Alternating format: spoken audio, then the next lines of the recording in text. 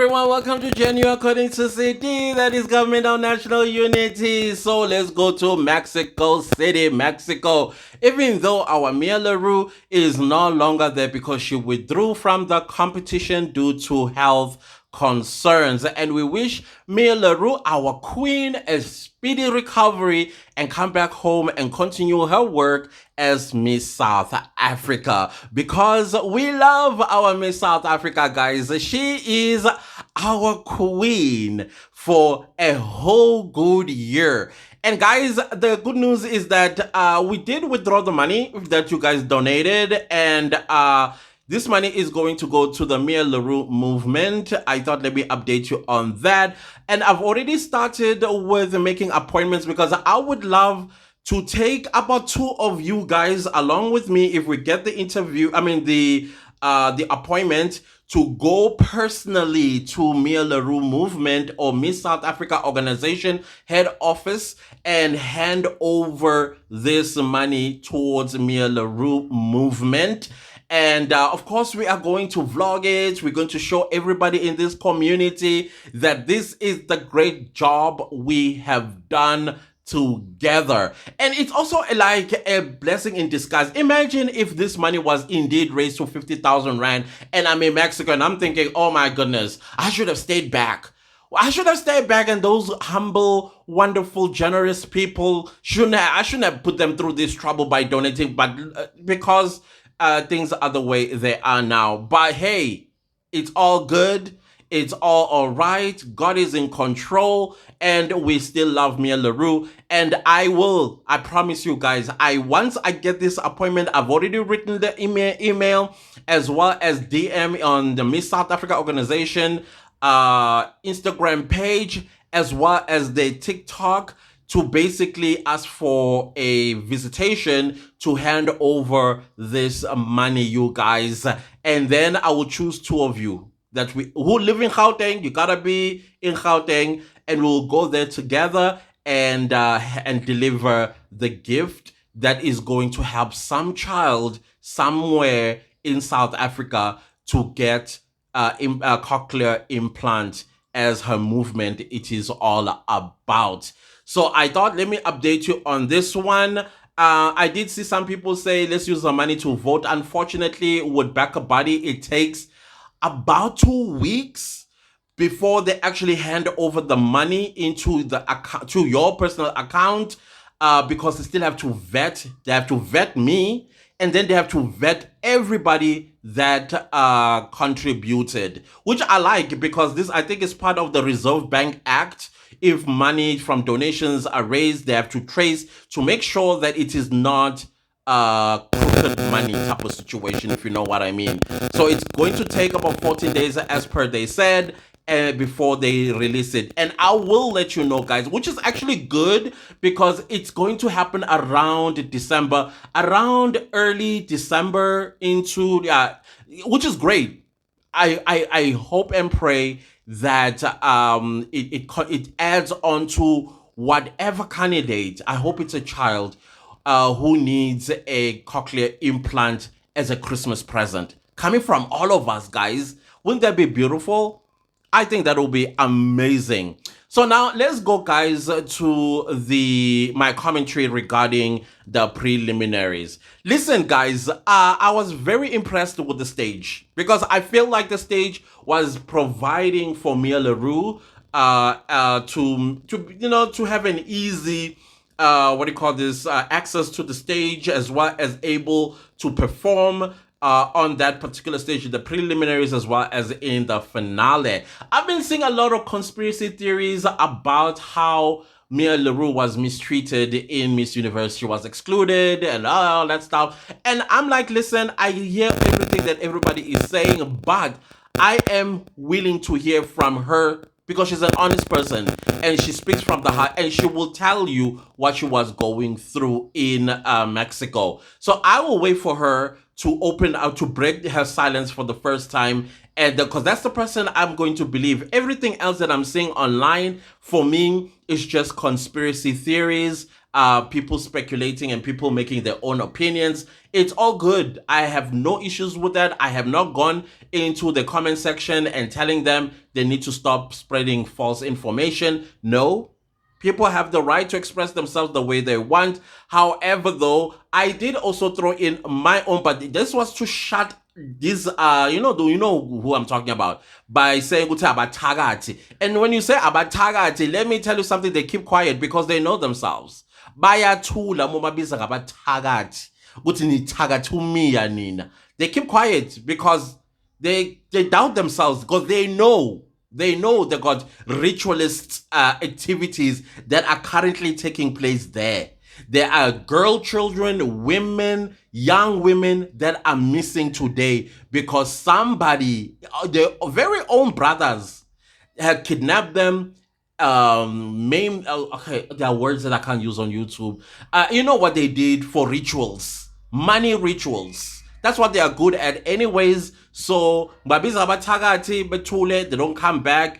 Nani ngababiza ngabathakathi bathulis or valid. They specialize in that. That is why it's an evil nation, that one. And as far as I am concerned, it's my opinion. It's my opinion. All right. So now let's get into my commentary regarding the preliminaries. The preliminaries sucked. Guys, I have never seen so many warriors.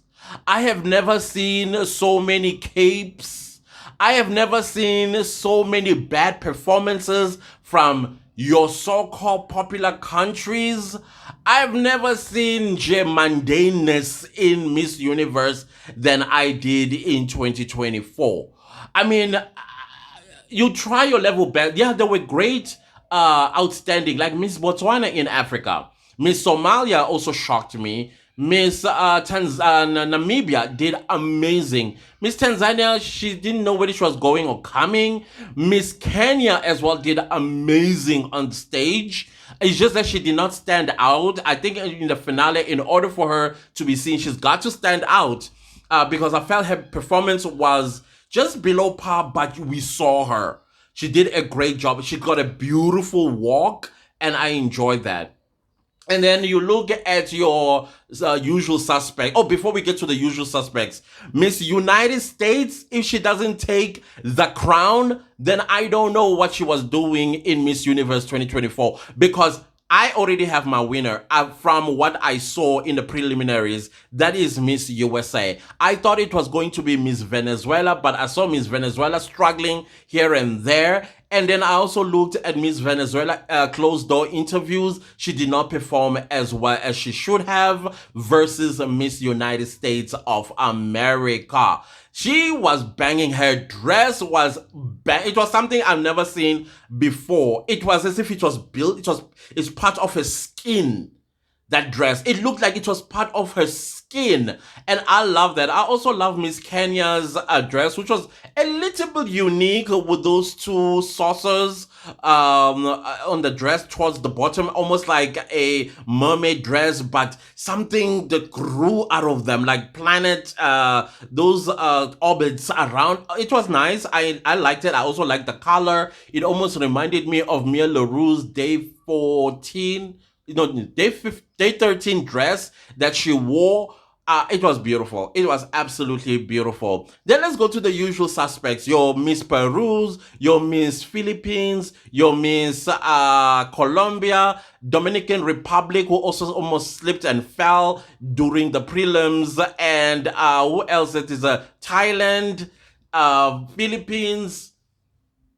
I'm not impressed. I'm not impressed with Miss Philippines' dress, that blue princess dress that she wore. Yeah, she did almost look like, not Snow White, it was Cinderella. I was like, okay, I see the vision, but I was not taken by that. Even her national costume. The national costume, I do not want to criticize national costumes because that's the culture of that country, and it is rude to criticize people's cultures, their food, their languages, and customs and values. So I'm going to leave that one out. But when it came to the evening gowns, I think that's a fair game to criticize because I was not taken.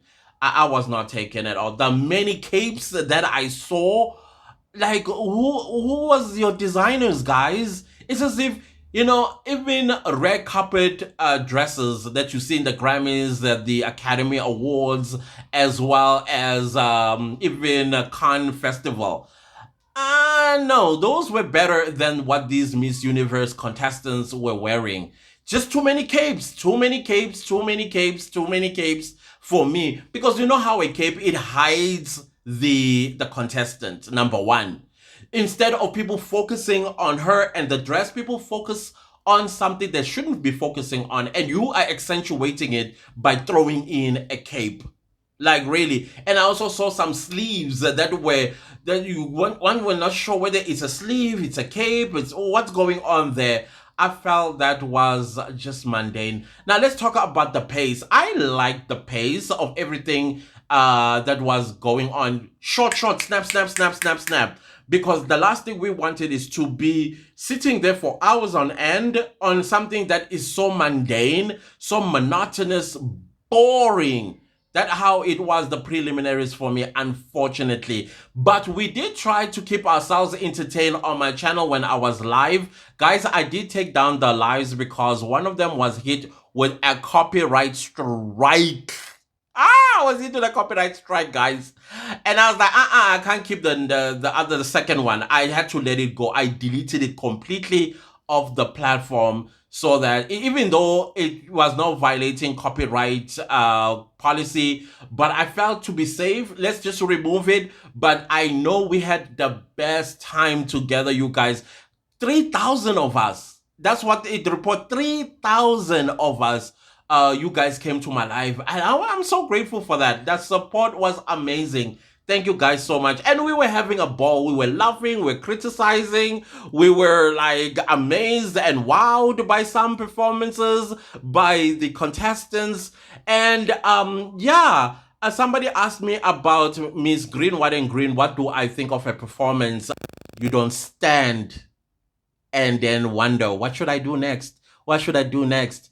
And then when she walks, I mean, I'm deliberately leaving this on silence so that you can see it in silence without any sound how it looks like.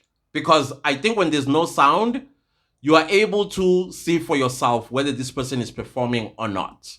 And then one thing I must give it to her, she was good at when she was doing her walk off, looking at the judges, because you need to look at the judges, even though she did it for a brief moment, because you need to look at the judges all the way until you disappear into the wing of the stage. So for me, that was not a performance. I think that minused a lot of points because she wasted the 10 seconds that she needed to be on that stage by just standing there. She just stood. No twirl, no swirl, no throwing of a leg on the side. It's going to be interesting to see the top 30. From the top 30, I'll be able to tell who's going to be in the top 12. But I can tell you right now, my top 5. Miss USA will take the crown. I know they took the crown the year before, which is 2022. They will take it again in 2024. You watch and see. That's my winner. Miss USA, the winner.